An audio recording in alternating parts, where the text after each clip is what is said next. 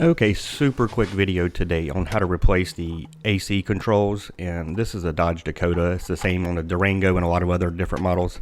You can see that this one's broken off from an accident actually.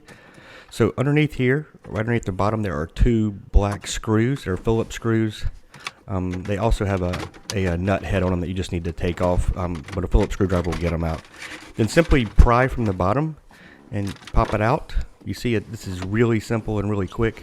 And then really the only thing you need to do is at the top.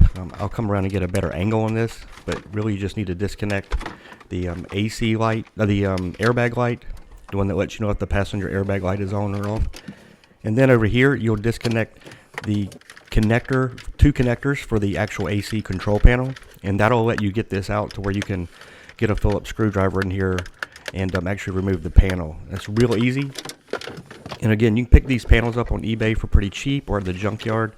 You could go to the dealership and pay a lot more, but you don't really need to. I think I grabbed this one off of eBay, and this was just from an accident I was in. I had some things that flew forward and broke the handle, the knob off.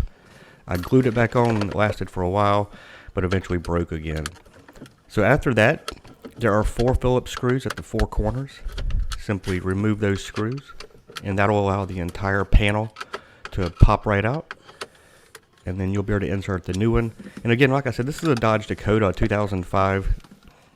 It's very similar on all the Dakotas, even past that.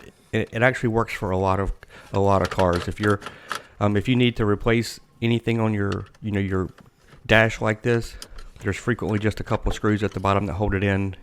Sometimes there's not any screws at all. Sometimes you literally just need a little plastic pry tool and they pop out of the dash without anything. They're kind of held in there, press fitted in there with some clips. But that's about it. So just tighten your 4 screws back for your new panel. Make sure you, of course, plug back in the 2 connectors that go to the back, the 2 electrical connectors for the back. And then once you get that done, lastly, make sure you plug that airbag light back in. That's just a light that lets you know if the passenger airbag light is on. That varies, if it detects weight in the passenger seat. That's it. Then the next tip is to make sure you put the top in first. Once you put the top in, the bottom snaps in. Put those 2 screws and you're good to go. Thanks for watching. See you guys next time.